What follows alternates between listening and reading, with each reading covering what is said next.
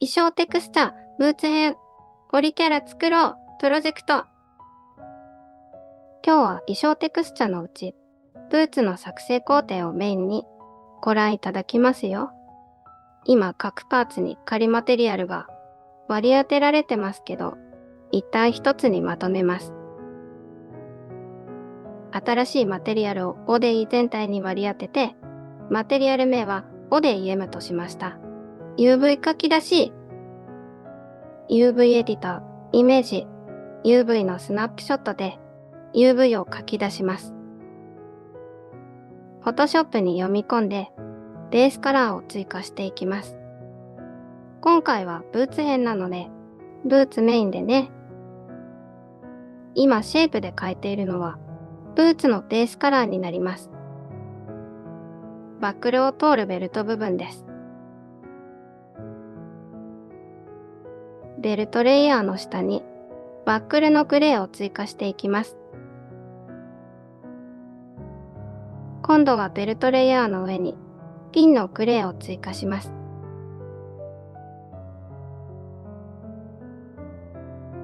ベルトからフロントにかかるデザインを変えていますが、当たりを取って確認するためのもので、後に書き換えるので必須の工程ではありません。だからちょっとはしょり気味に編集してます。ヒールカウンター部分です。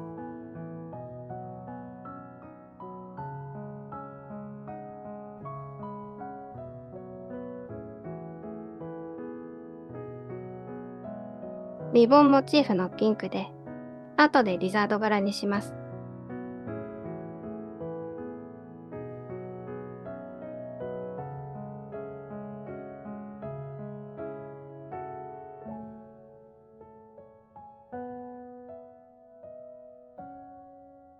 アウトソール底面のパターンを変えていきます。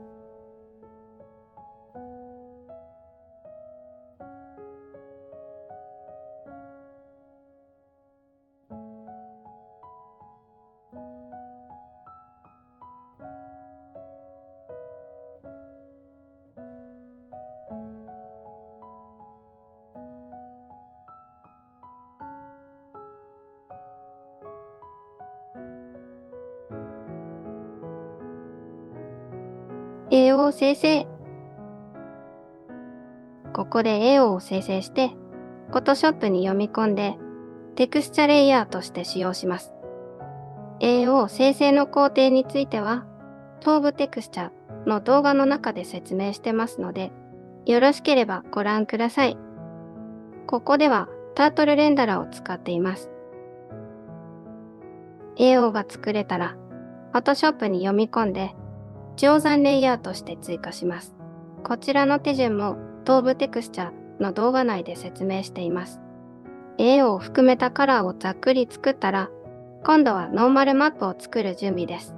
ノーマルマップの作り方として、ハイコリ、高解像度、モデルを作って、その放線情報をノーコリモデルに転送する方法と、アプリにグレースケールの画像を読み込んで、ノーマルマップに変換する方法があるのですが、部分によって使い分けます。はじめにハイモデルを作る方法から、ハイモデルは 2E ブラシにローモデルを読み込んで、それをディバイド、スカルプとして作ります。その時使用するモデルは、四角ポリゴンで構成されたモデルじゃないと、ディバイドした時、今ご覧いただいているモデルみたいに、綺麗に分割されず、スカルプトがうまくいきません。そこで四角ポリゴンで構成されたモデルを用意して、それを 2E ブラシに読み込んでスカルプトします。ローモデルは残したまま、エクスポート用モデルを用意するんですね。今手作業で四角ポリゴン化してますけど、必要に応じてクワットドローを使います。ビスチェはクワットドローを使いました。こんな風に四角ポリゴン化しました。ブーツ以外もパーツごとに分割して、四角ポリゴン化したモデルを作って、グループ化しておきます。そして、グループを選択して FBX で書き出します。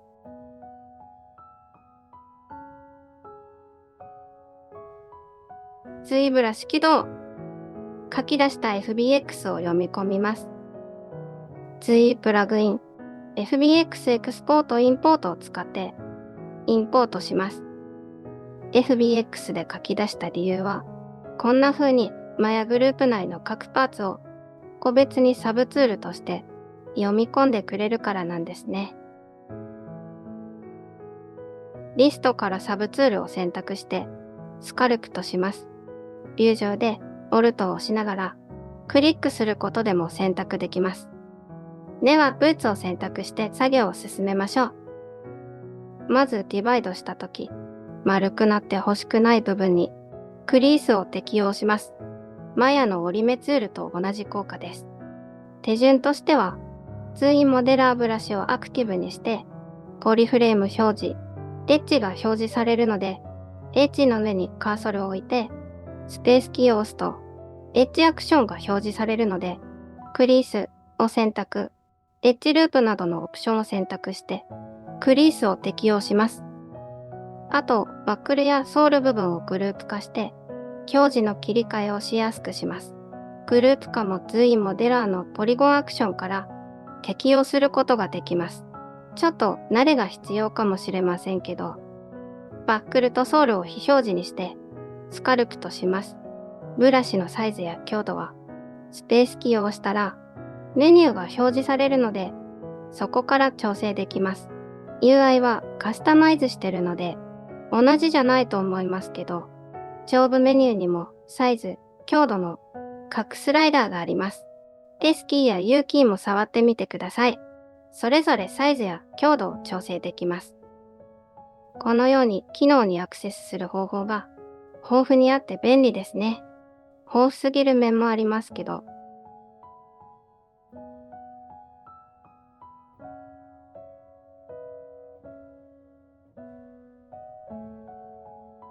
シワ、たるみがスカルプとできたら書き出します。ディバイドによってポリゴン数が多くなりすぎていた場合は、デシメーションマスターでポリゴンを削減しますが、ここではこのまま書き出します。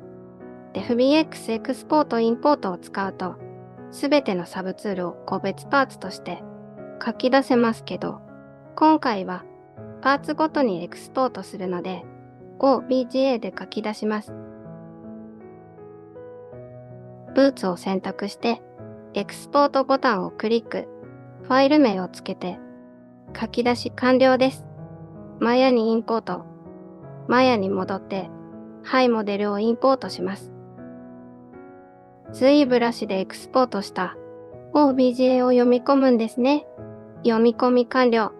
準備ができたので、ノーマルマップを生成します。メニューセットをレンダリングにして、ライティング、シェーディング、マップの転写、ボディを選択してターゲットメッシュとして選択項目の追加、ハイモデルを選択してソースメッシュとして選択項目の追加、光線を選択、フォーマットとファイル名を指定、ミラーされたフェイスを無視にチェック、マップをシェーダに接続のチェックは外しておきます。サイズも確認したら、ベーク処理をして閉じるをクリック。処理が始まります。できたマップはこちら。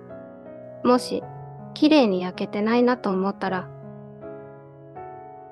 エンベロープの検索の数値を調整して、試してみましょう。ノーマルマップを割り当てます。コディのマテリアルアトリビュートから、バンプマッピングのマップボタンをクリック、ファイルを選択、使用対象に接線空間縫製を選択、ファイルを選択します。このようにシワを表現することができました。カラースペースはロー。ノーマルマップを割り当てた途端、こんな変なシェーディングになったら、カラースペースが sRGB になってるからなんですね。ノーマルマップは色補正を避けるためにローに設定しておきます。sRGB がデフォルトなんですけど、ノーマルマップを読み込むたびにローに切り替えるのは面倒なので、ここではファイル名に NRM がついたマットを読み込むと、ローになるように設定しています。手順としては、設定、プリファレンス、カラー管理、カラースペースのルールを追加します。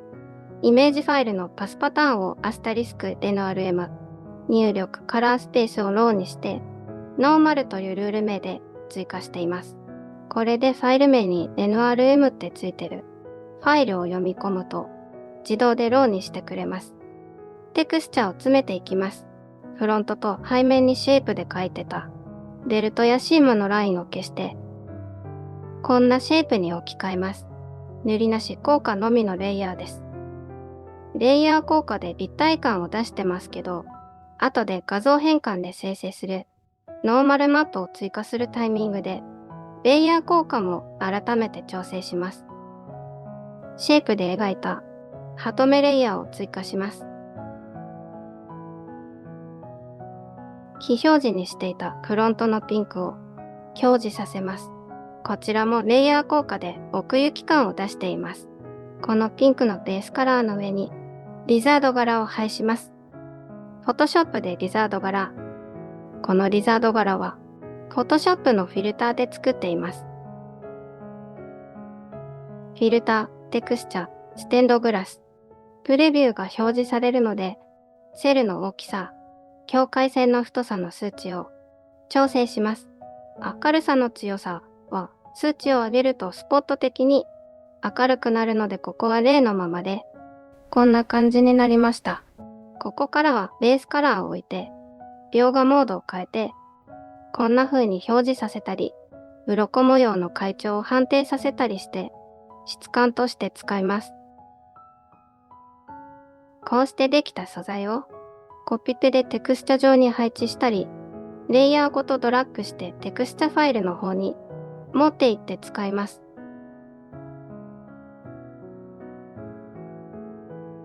こういうシボのような素材も Photoshop で作っています。このレイヤーはムラ感を出すために雲模様で描画、加工したものです。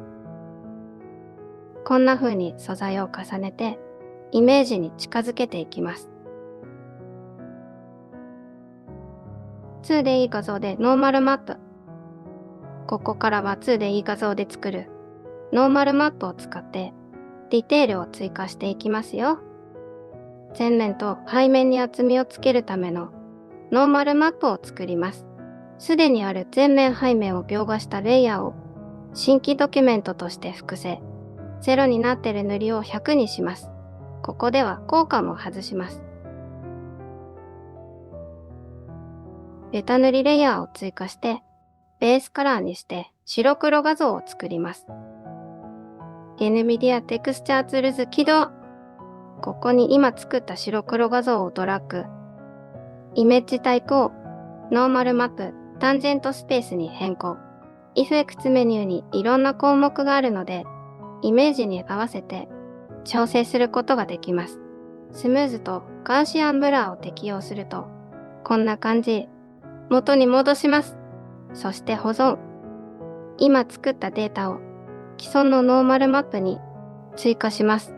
描画モードはオーバーレイで、重なる部分で下のレイヤーを隠したいときは、描画モードは通常でね。単純に通常にすると、下のレイヤーは全然見えなくなるので、必要な部分以外はマスクしましょ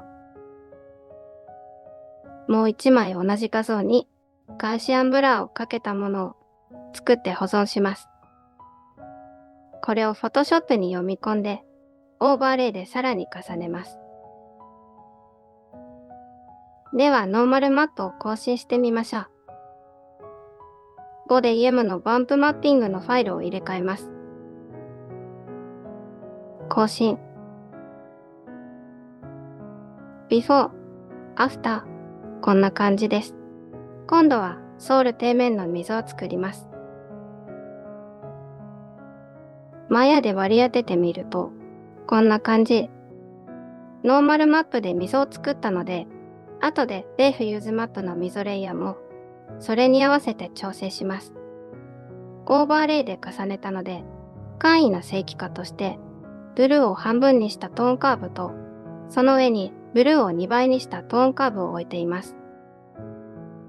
ピンクのギザード柄にもこれくらいのノーマルマットを割り当てています。ここまでご覧いただいたように、ラインとか面とか柄とか質感は 2D 画像からテクスチャーツールズを使って作成。シワとか筋肉とか髪の流れなどは 2D ブラシでハイモデルを作ってマヤでベイクするという使い分けをしてます。ここではやりませんけど、サブスタンスペインターでもベイクできますよ。今ご覧いただいているのは完成に近い最新データです。この動画の冒頭でマテリアルを一つにまとめましたけど、今は改めて部位ごとにマテリアル分けしています。ブーツで言うとアッパー、リザードから、バックルの金属部、ソールのラバー、4つのマテリアルで構成されています。バックルやブーツ後部分のハートデザインはマテリアル分けのためにポリゴンを割り直しています。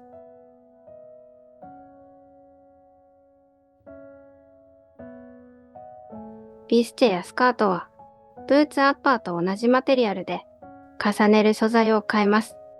腕の黒いリボンは同じ黒でも別マテリアルです。アームカバーもニットなのでスペキュラーの少ない専用マテリアルにしています。首から胸の衣装とショーツは同じマテリアル。この時点でシェーダは本からスタンダードに変更しています。生え際の陰影が薄くて見えなくなっているので今後追加します。前回の頭部テクスチャーの動画ではデイフューズマップのみでしたけど、今回はハイモデル由来のノーマルマットを使っています。スカルプとしたのは主に耳と髪のラインだけですけど、髪にもノーマルマットを追加することでこんな風にスペキュラーが動きます。ツインテの飾りはこんな形状になりました。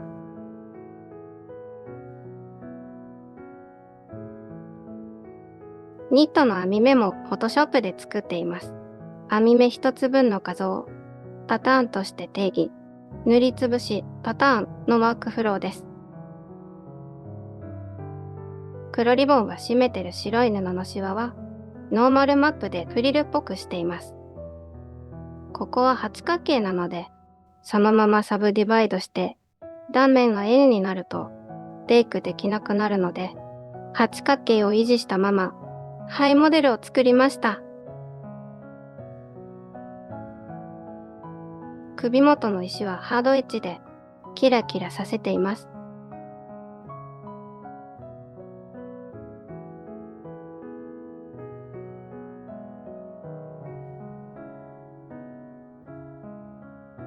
背面はこんな感じ。